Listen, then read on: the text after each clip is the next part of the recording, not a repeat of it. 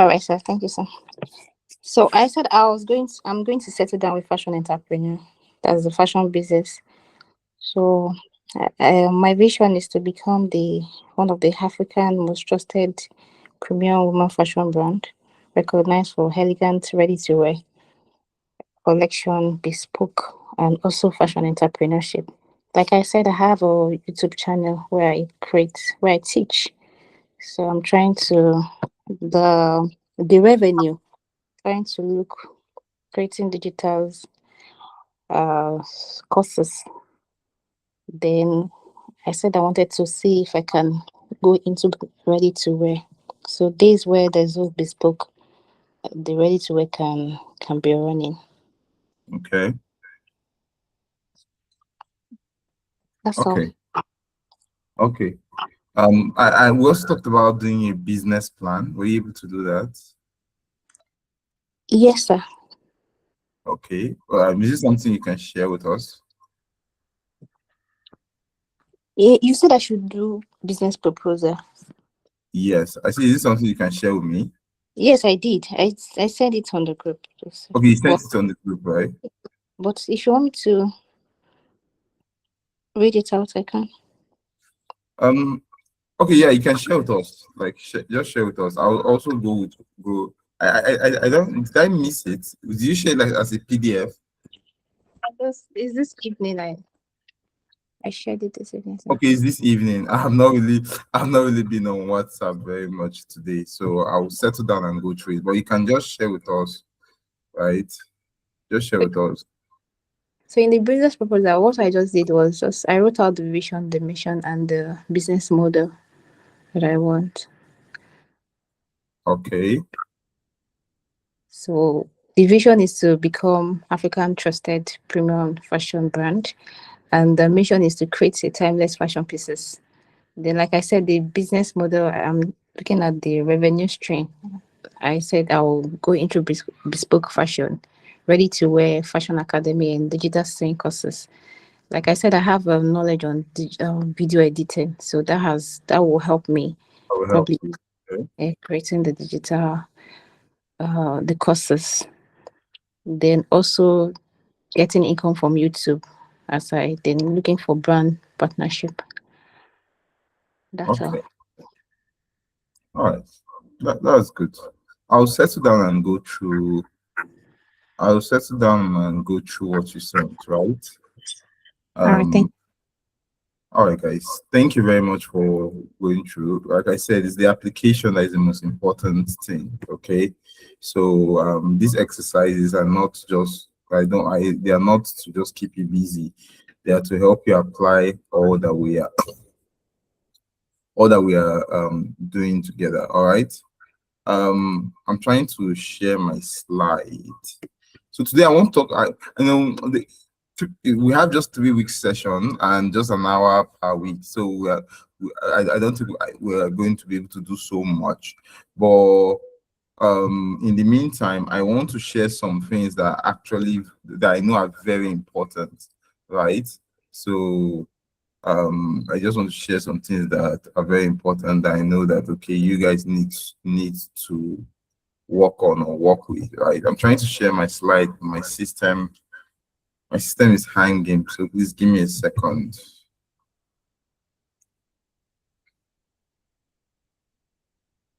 Are we together? Yes, sir. Hello? All right, so give me a second. Let me just share my slide. Trying to see if I can switch device. So if I might ask some question while you're setting up your Okay, please WhatsApp. go ahead. So I want to ask that in your experience, what is the biggest mistake that African designer make while trying to position themselves in the luxury space? Okay, so I can't speak to African designers because I can't speak from experience in that angle, but I can speak in general as to African business people, right? Can you hear me? Yes, I'm with you, sir. I say I can speak in general to African business people, the general mistake that we make, right? Okay. Um, and it is this. I think the biggest mistake is thinking small. Um, I,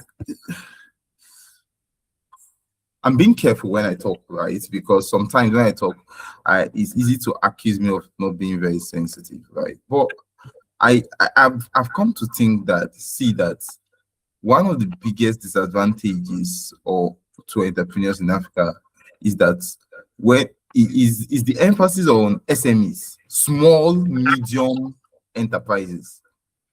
And I know that what it's supposed to be. What it's supposed to be is an avenue to help because not everybody can, start, with something so big. You understand? So the whole idea is that, oh, let them start with what they have, right? And then grow into something bigger. But the untold effect is that we have the possibility of beginning to think small all of the time, right? So even times when we are supposed to be thinking big, thinking global, because of we are having that mindset of we are SMEs, we are small, medium enterprises, right? Those times we're supposed to be thinking big, we are thinking small. And let me tell you something, it's easier to do big things than to do small things. Because when you're trying to do small things, you're always thinking about the limit of your effort, the limit of your resources. But when you start thinking global, you start thinking about collaboration, you start thinking about um, delegation, you start thinking about bringing other people together to work towards a goal. So I think that's one of the biggest issue with African entrepreneurs, the fact that we are not thinking on a global scale. We are not thinking of how can this brand that I'm building affect people all over the world, in England. You understand? The few of us that have been able to do that, you see magnificent results, right? You see that we are actually capable of a lot. Okay, we're capable of so much, right? But is most times it's difficult to see it because we are always in survival mode, right? And nothing prospers in survival mode, nothing prospers in thinking small. The second issue that I see with Africa, remember I said I'm speaking to African entrepreneurs as a whole, and not just, but it also applies to people in the fashion industry, is not understanding the importance of system and structures in business, right? Um, Without structure, nothing can stand. When you don't give a business a structure, what happens is that you will not be able to build this properly, right? So we also need to understand the importance of systems, the importance of structures while we're trying to build our businesses, because you know the, the mindset we always operate with is I have this business, I want to, and I just find a way to deliver this service, sew this clothes. But what is the structure on which you're building this business? What's your vision? And that's even, I think that's the final thing I'll talk about, which is having a long-term goal, having a vision of this is the impact I actually want to create in this industry. A lot of businesses doesn't even have vision, right? They just have this, oh, I have these services, I'm delivering it, right? Okay, if you allow me, there's so much actually, but I think I'll pause there. Thank you, sir. All right. Any other question? My slide is here. I'm still having issue bringing up my slide. Okay, but I think I can just start without this. When it comes up, I'll share. Right? I say that there's so much. Oh my God. I think you guys give me 2 minutes. All right. Hello. All right, sir. Yeah, please give me 2 minutes.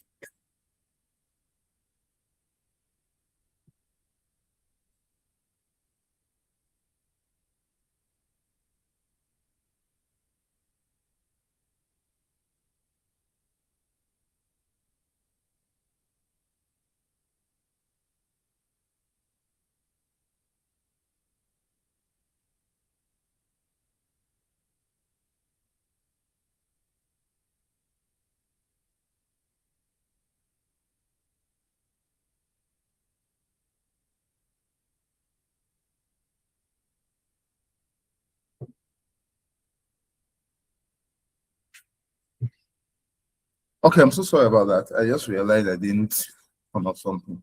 Okay, can we go ahead? Hello. Yes, I will with you. Yes, sir. So I was saying, right, there's so much I would have loved to share with you guys, right? So I'm trying to just pick what I think you guys need, and the things I think are important within the limits of our time. And one thing I want to talk about is personal branding. Branding as a whole, or personal branding. So I'll begin by a question. What do you understand by the term branding? I think branding is the way you position your business. Okay, the way you please elaborate, talk, give expand on it, let me see.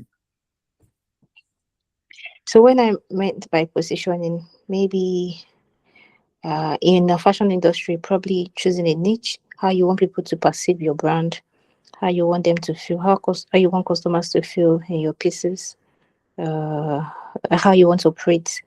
Are you going for the luxury, or you just want the affordable kind of what you want for the business? Okay, okay, that's awesome. Um, who shared that? Lara, Huh?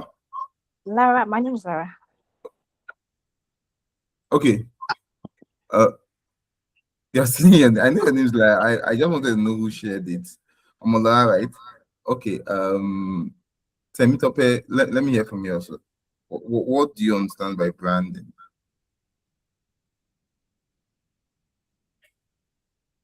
Temitope, are you here? Yes, sir. Yes, sir. Okay, what do you understand by by branding? Yes, sir. I think what I understand by branding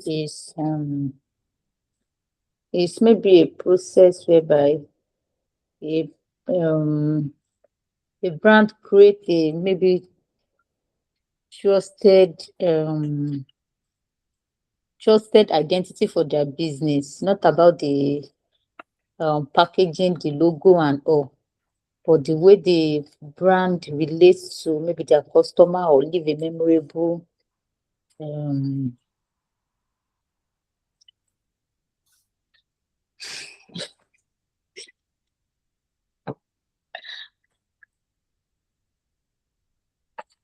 Okay, thank you guys very much. Thank you, Temitope. Thank you, Amola, right? Let me. So you guys defined it absolutely correctly, absolutely well, right?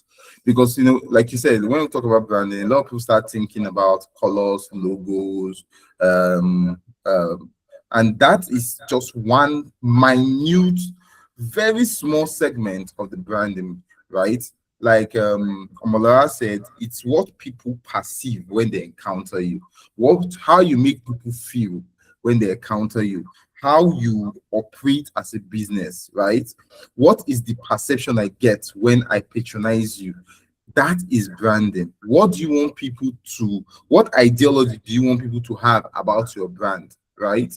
That is branding. Okay, so it goes beyond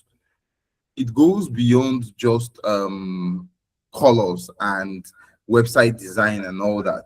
So I want us to go into in depth into what branding means, right? So that you'll be able to understand. And because branding is one of the most important aspects of business. After when you're starting a business, after you have done your due diligence, right? What I mean by done your due diligence, that you've understood your market, you've done your market research, right? The next thing you want to do is you've done your market research, you know who needs it, you've done your ID customer profile and all that. The next thing you want to do is, what perception do I want my customers to have about me when they encounter my brand? You understand? What perception do I want them to have about me? So branding is the next thing. And there are three things I want us to focus on when we're talking about branding, right? Because it's how we build trust as a business through our brand. When people encounter you, how you build trust is by having a clear brand that people can relate with. Are we together? Can you see my screen now? Not yet. no, sir. I don't know why this thing is doing like this. So we're going to be just talking. We're going to be talking about some aspect. Can you see it now? Yes, Yes. sir. Ah, thank you, Jesus. Finally. All right. So we're going to be talking about, we're going to be seeing some like three major aspects of branding, right? Like I said, your personal brand is what people say about you when you are not in the room, when you are not together with them, right? It is how you create trust, open opportunities, build influence, and makes you unforgettable. Okay. So personal branding is the intentional process of shaping how the market perceives you. So it's not a it's not the reality. It might not be the reality of your brand, though. Are you aware? It's perception. And let me tell you, in business, perception is important. Do you understand? I was talking to one of my friends, right? And he told me something, and I never forgot it. He said people always perceive as though I have plenty money, that I never look like say I don't have money. I said, please, they need to stop perceiving it. Maybe that's why my helper has not helped me. That's why my helper has not helped me, because what do you mean people are perceiving that I have money? Please, I need money. Please, I'm also telling this to you guys in case you guys get to encounter my helpers. Please, I need money. All right. So perception is important, because how people relate to us is through perception.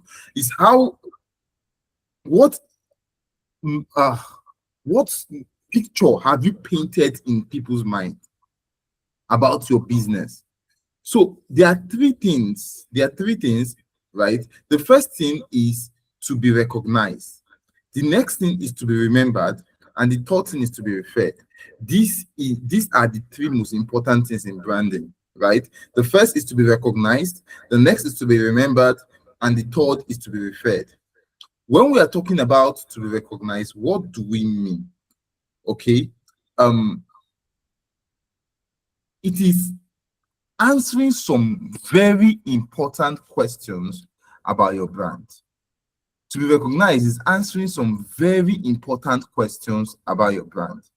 The first question is, what do you want to be known for? What do you want to be known for? Do you want to be known for speed? And here's the thing, do you know this is how some industry giants, I saw that OPay has one of the largest client base in Nigeria when it comes to banking. It is because they came into the market to be known for efficiency. I was one of the last unicorns in Nigeria that was like, I will not enter OPay. But at the point, I couldn't resist them, because when it comes to ease, efficiency, those guys cracked the market and they are known for it, right? So when you are coming, you should not just come with, oh, I so called. What need are you meeting? What do you want to be known for, right? What do you want to be like when people are talking about you when you are not in the room? What do you want them to talk about? What problem are you solving? What skills make you unique as a person, as a business owner? What can you do better than anybody else when they are talking about you? What value are you providing consistently, right? What can make you dominate in this fashion industry? So that's the first thing. What do you want to be known for? Under being recognized is, what do you want to be known for? The second thing under being recognized is, my hope this slide is moving. Hello. Aish. Are we together? Yes, sir, Hello. we are together, sir. Okay, please. Okay, right. So I say, what do you want to be known for? The second, I'm going to send this page to you guys. I am your identity. I am a fashion designer, or I'm a whatever you want to put there, that is defining you as a person, right? Helping this particular market, women in business, children, what you understand, to achieve a desirable transformation. You say this, to achieve quality outfit for their work, or to achieve clean outfit for their school if it's children. Through, how are you going to do it? Through clear cut sewing, through innovative sewing. Do you understand what I'm trying to say? You want to create that identity for yourself, and this is what you are going to be presenting to your customer. So it's three things: who you are, what do you want to be known for, you understand. And when we're talking about who you are, it comprises of who you are, what you do, who are you helping, what value are you creating. So this should be clear. This should be clear. Are we together? Hello. Yes, sir. All right. So I said the first thing in branding is being recognized. So when you have this and you are sharing it publicly on your profile, you are talking about it, you are talking about what you do, you are talking about the value you are bringing, you know who you, because like I said, you can't sew for everybody. You know who your target audience is. You understand? Maybe there's a brand that I know that is for plus size women. That is detailed targeting. They don't sew all their. I saw it in one of the pitch competitions that I officiated. I think that was last year. Their brand is targeting plus size women. That's their passion. That's what excites them. You understand? And that's what they can work on for hours. That's the problem that they are solving. They know their target audience. They know their age. They know the interest of their target audience. You understand? And the value they know the value they are delivering to the target. So that is what they are recognized for. Okay, and it is clearly stated. Okay, so you see this. I'm going to share this with you. I am profession / identity, helping target market to achieve a desired transformation through this skill that I offer. So you use this template to write out what you want to be recognized for. Okay, I think I have to be a bit faster. The second thing is being remembered, right? Being remembered. Now that you've been recognized, is how do people remember you? Okay. Now, when it comes to being remembered, what you want to ask yourself is that what do you want to be remembered for? Now, there's what do you want to be recognized for, right? Now, there's what do you want to be remembered for? If someone mentions my name in 5 years' time, what should immediately come to their mind about me? Is it excellence? Is it integrity? Is it creativity? Is it innovation? Do you understand? Do I keep my word? Will I be that fashion designer that they will say, oh, I told this fashion designer that I wanted this thing in 5 days. Can you imagine? She was so good, she delivered it in 3 days. You see, now being recognized, right, is what you are saying about yourself, right? Are we together? Being remembered is what you have done. What you have you delivered on time? Have you kept your promise? Are you maintaining excellence? Are you consistent? Do you understand? So and I'm going to teach you how to be remembered consistently. But the first and most important thing to be remembered consistently for, right, is quality of what you are doing. Is the quality of what you're doing. And when I'm talking about quality, I'm not just talking about the clothes itself, but I'm also talking about the timeliness, the presentation. This is where physical branding comes into place. You know, there are some things that you see about some brands, you can never forget them, right? There was something that, a master class I attended, and they were showing us different possibilities in branding. So you will go somewhere and they will give you a bottle of water, right? And that bottle of water is 200 now. You go somewhere else and they give you a bottle of water and then a glass cup. Now it's not like you're taking the glass cup home, right? Then that bottle of water becomes 1,500. How many of you have ever bought? It was one of the most painful things in my life. How many of you have ever bought water 1,500. There was a program I attended, not conference last week, right? So I was very thirsty, so I decided to go to the restaurant that was there to get water. And they told me what not even the big one, the small one, 1,500. This thing that I'm buying 150 outside, like it's times 10. But it is their branding, because I have come into their space that is fine, and they will give you the water and glass because you are drinking water in glass. If I don't have glass in my house, I'm paying 1,500. Have you also gone to the one that they will give you water and then they will put lime wedge? That water now is now in a glass. Why wedge the water? That water is now 5,000 naira. It is the same water, but that what is making the difference is branding, is their presentation. You understand? So what do you want to be remembered for? Right? This place is too quiet. Hope we are together. And I said I want to teach you 3 ways, okay, to be remembered as a brand.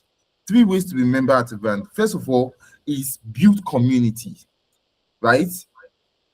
People don't just want to buy product, they want to be part of a community. You need to engage an audience, building a cult following for yourself, for your product, for what you have to offer, right? Building community is one way to ensure that you are always being remembered. You're always being remembered consistently. Okay.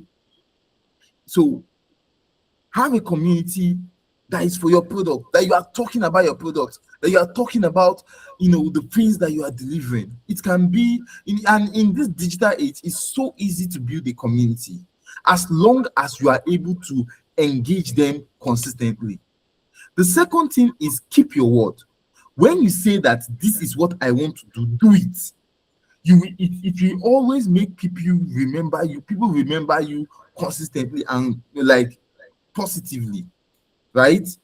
Make sure that you keep your word. Make sure that you are doing what you say you will do. Okay? And then there is the right perception. Now, this perception aspect, now you must know that there is perceived value and then there's actual value. Perceived value, like I said, is how people see you.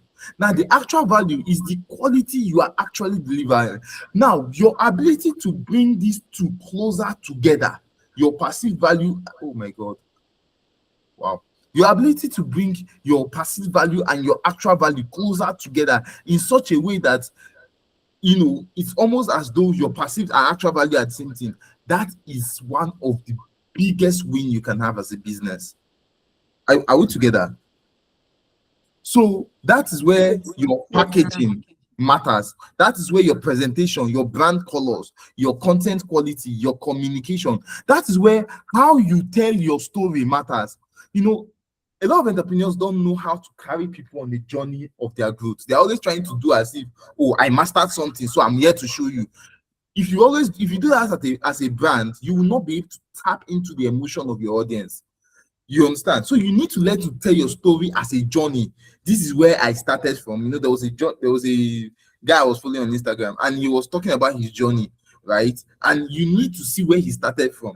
So you people will be able to follow your growth. They will feel like a part of your success story, and that's way they will always remember you positively.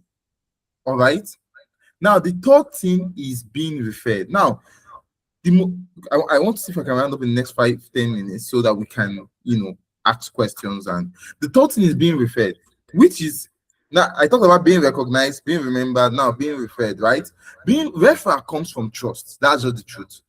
Once I patronize you and I get the right quality of what I want, or it even exceeds my expectation, you have my referral.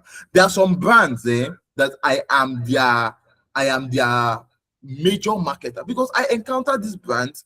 They pleased me so well. I'm so happy about the quality of their service. Of course, I'm anybody that wants to do similar thing, I will recommend you to them, right? So building trust means you are reliable, you are excellent, you are delivering the right results, and you are professional. Okay. And there's something I want to say on a side note, is that one thing that you want to always have number for is the LTV of your customer. What's LTV? LTV is your lifetime value, right? So lifetime value is how many times a customer, or to what magnitude does a customer, right, patronizes you. Like, how many times does he come back again? If you sew for a customer, because people don't wear only one clothes, if you sew for them, do they come back again to you, right? For instance, let's imagine that you run an ad, right, of, let's say, 10,000, and you got one client. Now that client, you now sew a clothes of them for 20,000, right? So in your mind, your return might be 10,000. But imagine that that client comes back again to you, right? Like, brings another clothes, like comes to sew another clothes of 20,000 there again and again and again and again. Now you see that because of your ability to retain that customer, right? You now have a customer that is patronizing you without ads. You understand? Without that initial cost of running ads. Okay, so you want to ensure that you are taking advantage of retaining your customers. Don't sew for them once and you will never see them again, right? And this is where follow-up comes in, right? A lot of us,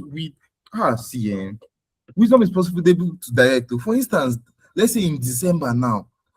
Oh, first of all, it's a taboo not to have a client list. That is a documented list of all the clients that are patronizing you, what they patronize you for. You understand, right? These clients always, because you see this thing, it's a relationship game, right? There are some clients that today we still speak. If they have engagement, just a couple of weeks ago, one of my former clients, right? When I say former, I'm no longer with the organization where I was managing him. One of my clients, his son was doing his wedding. I was invited. I went there. I celebrated with them. For instance, during December period, found some items. There was a lady that I used to, right? So she usually, I saw that I was not eating consistently. So I subscribed to her food plan. December time, she did something that awed all of us. Now, I subscribed to her food plan for like a year, right? I just got a call that, oh, are you in the office? Yeah, I'm at the office. So they sent me, she sent a gift basket with different kind of food. So people that did not patronize, this was so nice. The next year, almost everybody in the building was patronizing her. That is wisdom. Do you understand? So these are some of the things you want to do to position your brand, right? Position your brand in such a way that people are endeared to you. People are endeared to you. Okay, you've built trust, you have a track record of excellence, reliability, result, professionalism, right? All right. So yeah, I think so there are three things I talked about. Say, be recognized, know who you are, and confidently communicate your values, right? Two, be remembered, deliver consistently and create meaningful experiences. And the third, be referred, build trust so that people can recommend you easily and effortlessly. This is branding in simplicity. Remember, your personal brand is not built by what you say about yourself, right? But by the consistent value people experience whenever they encounter you, the consistent value that you are providing for people. That is how you build your personal brand. Not by what you just say, but when someone encounters you, what is the value that they receive? That is what is going to build your brand personally and as a business. So I think I'm going to pause here, right? Wow. So this shows that you guys have not been following me now, because this thing, I'm noticing now on my phone that this thing hang, right? It has We are not with been. you, sir. Well, it's you. Okay. But you guys didn't tell me that my slide is hanged. Or was it moving? Okay, it's fine. So let's take questions. Do you guys have questions about what I've shared so far? Yes, sir. Okay, go ahead. So when you're talking about perception, how the brands how the people perceive you or how they received Okay. you. So you're talking about content, creating content, telling stories. Okay. I want to ask, where can you draw the boundary in being vulnerable, letting people know where you're starting from, because most times people don't want a struggling a designer before they can trust you with millions of money. They want to be sure that you're established before they can I let me give example. A client wanted to sell something and you're charging the client 500,000 and they're looking at you that based on the story that you've been telling that you've not handled kind of, I don't know if you understand what I'm saying. I So do. how do you go about that? So when I talk about sharing your story, I'm not talking about putting all your struggles out there, right? There's something we learned from Alex Hamosi, and it is learn, do, tell.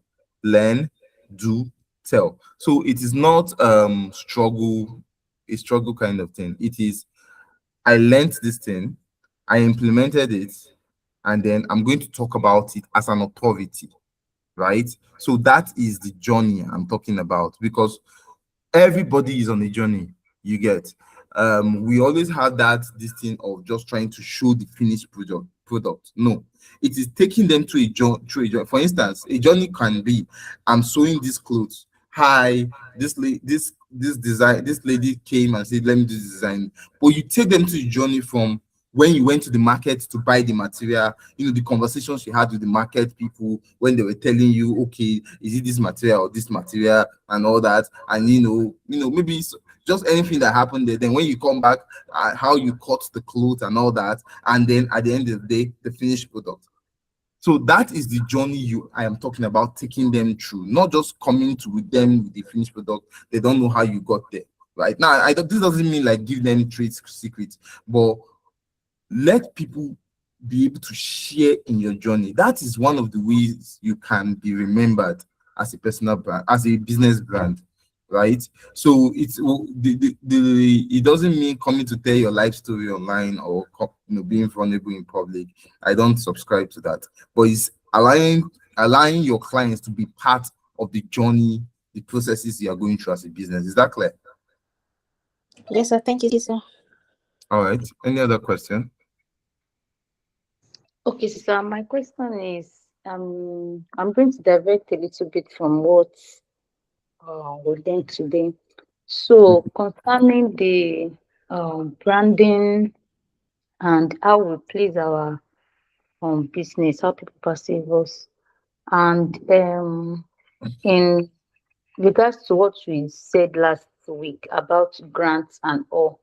So now the problem I'm facing now for for my business um is how to raise funds, because I've done a lot of grants that have not been yielding anything. So I don't know if um there is a procedure or something that we need to follow so that we'll be able to be qualified for grants. That's one. And then the other thing is, aside structuring, I'm doing that currently so that I can be able to position my brand very well. So one thing that is happening right now is that it looks like I'm delaying, like this, for me to deliver. Instead of me to deliver, maybe let's say in 2 days, it will be in maybe in 3 working days. Like I will exceed the time I give to customers. And the Okay. reason is because when I collect a work, I am feeding with the, like, I don't have any other work outside the fashion this thing. So now, so there are some days that I see a lot of works, and there are some days that I will not see anything. Within that period, there won't be any morning anything again. So I'll have to wait. So sometimes when customer bring clothes, I have a lot of what's it that I need to spend money on. I have one stylist working with me, and I will run generator and all those stuff. So I am in between, like, that's my major issue now. So I don't know how to.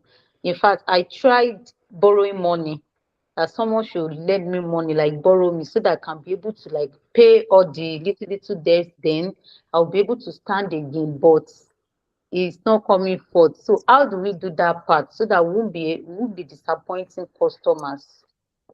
I don't know if Okay. you get my question. Yeah, I get your question. So let me start from assessing funding as a business, right?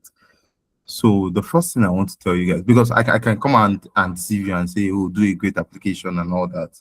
But I want to be sincere, right? The few times I've gotten funding, right, is through connections, it's through communities, right? Some of this funding that even comes out, come and apply and at the end of the day, they just take one or two people. Why there are other fundings that are consistently there, right, based on the community you belong to, right? So what I would advise you when it comes to funding, talk to people in your community, in your branding, like in your industry that have accessed funding before. You get to realize that it's not even just the excellence of their pitch or the excellence. Now, those are important, so don't get me wrong, do that. But it's also the community. Sometimes, sometimes it's private applications. They will just tell you, right? You know, there were some grants I got last year, and it was somebody that knows somebody in the system that was just like, hey, apply. And once that I applied, I got it. So the first thing I want you to know is that in for anything to scale, you can't do it alone. People have gone before you, right? So there are people that have gone before you that have gotten these grants that you've not gotten. Talk to them, ask them, what did you do? How far? You understand? You know, some people are always mocking people that are coming online to sell courses. Now, don't get me wrong, majority of those guys are scams. They don't know what they're talking. But there are a few people that if they come, if John Obidi come now and say buy course, if that course is 500K, I'll buy it. You understand?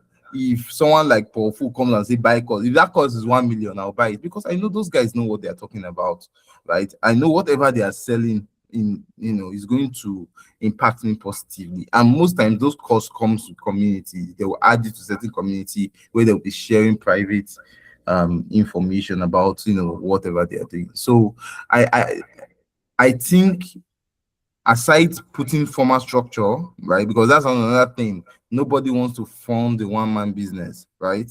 Uh-huh. People want to form businesses that have structure and tractions, right? So make sure you have your account, you're doing business with your account. Another thing is how you're applying, right? Sometimes the way you're applying is not how like it is not standard yet, right? So you want to, again, that's why you want to talk to other people that have applied and let them assist you. So that's on the funding aspect. The second thing you talked about, I think you're talking about managing client expectation, and also you talked about marketing strategy. Now, in managing client expectations, so that's where your standard operating procedure comes in. That's what it helps you to understand, because based on your everything you need to do, you get to know that this is what this is the timeline in which I can deliver, you understand, value to this client. So I won't tell a client now. There are some clients that will always, I would rather lose a job and maintain my integrity.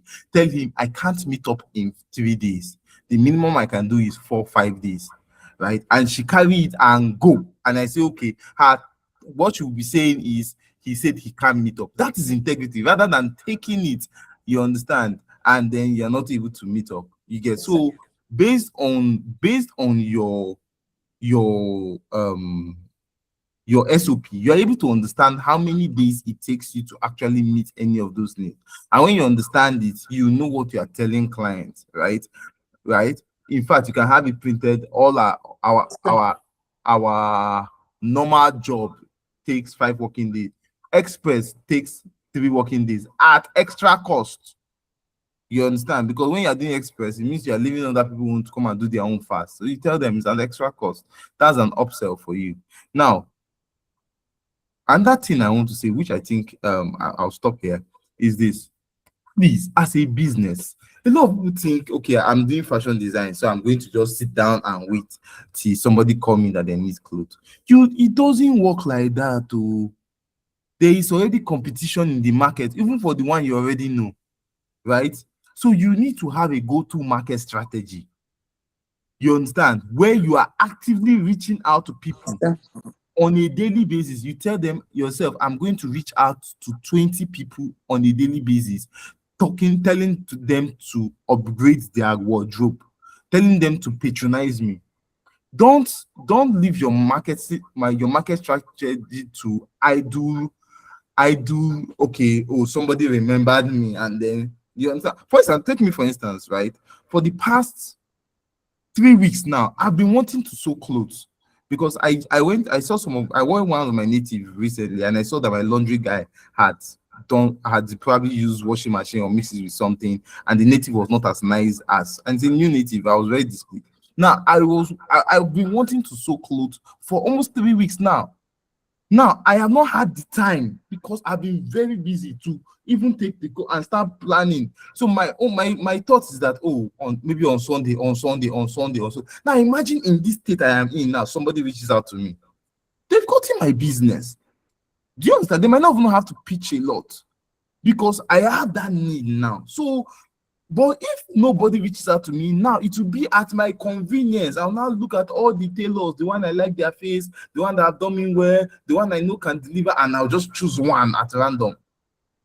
Do you get what I'm trying to say? So Yes, sir. your marketing strategy needs to be active. It cannot be passive. You cannot be waiting for when the client reaches out to me, I'll sew for them. No, you are going to meet out to clients. On Sundays, you can print a flyer on Sunday, you are sharing it to your church members. I sew clothes to call me. Oh. Mama, this your dress is fine. Oh. But there's one style I'm thinking that will be very nice for you. And as you are doing that, oh, my dress is fine. Okay, give me your number. Always ensure you have a material. Like I don't go out without a flyer or a business card that I can share with somebody. This is why, this is my number, this is my address. All right. So you want to make sure that you have a active market strategy, right? Okay. In fact, there was a time we did cold call to 10,000 LinkedIn contacts. Are we mad that we will not sell something? You sell something. You understand? So yeah, that's that. Any other question? Mr. Emmanuel, thank you so much, sir. Oh, you're welcome. If I may ask, are you still going to teach us talk about pricing? I want to ask one question. About pricing. Are you still going to talk about it? Yeah, we should touch it. Maybe I think our last meeting is next week, right? Yes. Just remind me. I'll touch pricing. Okay. Well, go ahead. I just want to ask, in like you said, the one more business, how can you create a structure where you're not burn out in trying to create content while you're still trying to run a business and all those things? It's by creating a system flow. Now, what do I mean? Um, Now, first of all, this is for me, oh, but I think it applies to other people. I think other people can benefit from it. It is rare for you to be able to come into my time and you find it empty. One of the most impossible questions that one of the questions that can never be a yes is, are you free? It's rare. I've created a system in my life that flows, right? I don't want to tell you how busy I manage, like more than 5 to 6 different businesses at the same time, and these are not small businesses. These are businesses that are doing a lot in turnover. You understand? So one thing I've learned to do is to create a system that helps me flow. Now, as your business is growing, you get to put structure in place. But when you are starting, it means you're going to be doing a lot of things yourself. Right now, I don't do my video editing and all that myself, right? In fact, recently I tried to start doing videos because some people were like, try to create visibility for yourself. But before I didn't do it at all. But now that I'm doing it, I find someone. So as much as possible, delegate. This is what I've come to do. I look at my life and I monetize it. So I say, in 24 hours, how much am I going to make? Like if I work consistently in 24 hours, I tell myself this is how much I'll make. Now, so what is the worth of every hour to me? So I know that, let's say every hour is worth $100, right? So anything that I will do that will jeopardize me any $100 per hour is not worth my time. Anything I will do that is less than $100 that will jeopardize me any $100 per hour is not worth my time. Do you understand what I'm trying to explain? So, for instance, let's imagine that I'm I'm, let's say I'm doing a work, my hourly rate is $100, and then another, then let's say um I want to now do video editing, and video editing will take me 2 hours. And I know I can get somebody that can do it for 5,000 or 10,000 naira. I will outsource it. You understand? So that's why I will never do some things like video editing. You understand? Except like some things I like doing. Let's say sometimes I like cooking for myself once in a while. If not, I'll get someone to cook for me. I just try to ensure that every hour counts. So that's a system for me. Another thing is that, like I said, you can't catch me at any hour and you say I'm free. I have budgeted my hour. So by 10 o'clock, there's something in that slot that I should be doing. I also budget time for rest. See, you need to make sure the Bible says it's a good thing. Right? I believe we're Christians here, right? The Bible says it's a good thing for a man to bear his burden in his youth. This is the time you need to work, right? So I wake up very early. I do my ablution, I do my devotion and all that, and then I start my day very early. And I'm walking. I do my morning walk. Then I do my second. So I have time I have slated for different activities during the day. Then I have time I've slated for rest. There, even when I need to, like, maybe, then maybe my Sundays are off, right? Normally you can't enter into my day on Sunday with work, no matter who you are. I've done that forever. You understand? Sundays are my rest days. So those are times I call a few friends, hang out with them, check on friends, check on people. If I need to take myself out, I'll do that. So I've created a system to ensure that I don't burn out, and I believe you can do the same too. So let there be a clear time for work, that I resume work. See, can I be honest with you? 95% of entrepreneurs don't give up to 5 hours a day to their business. Are you aware? If you even check yourself, when there was time I checked myself and I was like, how many hours a day do I give to my business? I saw it was not a lot. There were just so many distractions. I was just doing a lot of things. And at the end of the day, I'm exhausted. No, you need to time yourself that what constitutes work for what I'm doing.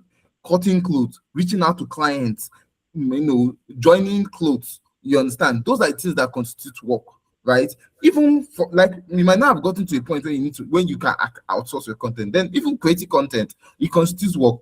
Then you allocate time to that in such a way that, okay, by this time I'll be creating content. By this time I'm going to be working on clothes. By this time I'm going to be reaching out to clients. At the end of the day, you'll be able to look at your day. You say, I did a lot, and I still have my rest time. When I get home, maybe I'll binge watch a Netflix movie for 35 minutes to chill. Maybe I'll spend some time with my family. If I'm married, I'll spend some time with my kids. You understand? Or I would, get some sleep, right? My day starts by 2 a.m. By 2 a.m. I'm awake, and I work from that 2 a.m.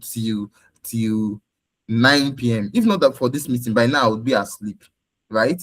By now I've been asleep because I know I have to wake up by 2 a.m. And it's a clockwork thing in my mind now. I don't know how to get off it. So it's creating a system that flows. A system that does not allow anybody to just come and steal your time. And a system that at the end of the day, you'll be able to say, I gave 7 hours to my business today, and these are what I achieved. If you do it that way, you will see that there are a lot of things you are doing that is just wasting your time. There are a lot of things you are doing that it's not moving the needle, and there are a lot of things you are doing that you can delegate. All right, and that thing is, know the level of your business, understand the level of your business growth. So like I said, there are some things I don't do now again because my business has grown to an extent where I can delegate these things to other people. You understand? So when you don't be doing some things that you have passed by way of your business growth. So if you know your business has gotten to a place of adding another person, add another person. If it has not, it's fine. If your business has gotten to a place of outsourcing, one of the biggest fashion designer I know, he doesn't sew clothes. All my suits come from him. Adisa, you can check him out. All my suits come from him. All my native come from him. But he has a 9-to-5 job.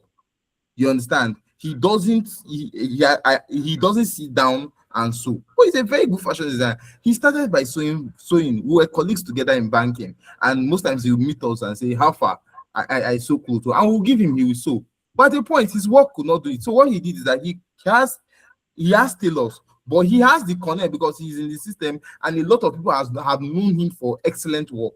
right? So this guy is pretty money by being a middleman with between. Do you understand? Because he got to a point where he understood that 30% of something is bigger than 100% of nothing, right? So you see those kind of system, right? So you understand how your business is going. He started by stowing himself. At a point, he had to start outsourcing to other people, right? There was a time he even outsourced to somebody that didn't do a good job, right? And we had to tell him that this guy is not doing a good job, and he apologized and he got somebody better. But he has built trust with us, right?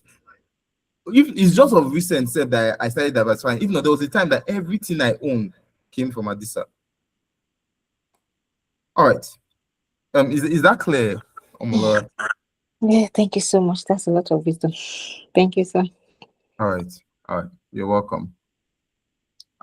So I think we can call it an evening. I'm going to drop some things for you guys on the WhatsApp chat, or I think I'll do it myself because I think if I call Jesse now, he'll swear for me. I think it's late. So I'll drop something on your WhatsApp chat. And so you guys should just do it as a personal assignment, right? And then by our next meeting, we are going to talk about it. All right. So everybody is going to present these by the next meeting. I'm also Omola, remind me so I can talk on pricing, right? All right. All right. Sure. Okay, so in the absence of any other thing, thank you very much for attending the meeting. And again, once more, apologies for missing out in the morning, right? So yeah. Okay. Have a wonderful evening. Good night. All right. Thank you, sir. Very nice, sir. Bye. Thank you, sir. Good night, sir. Bye.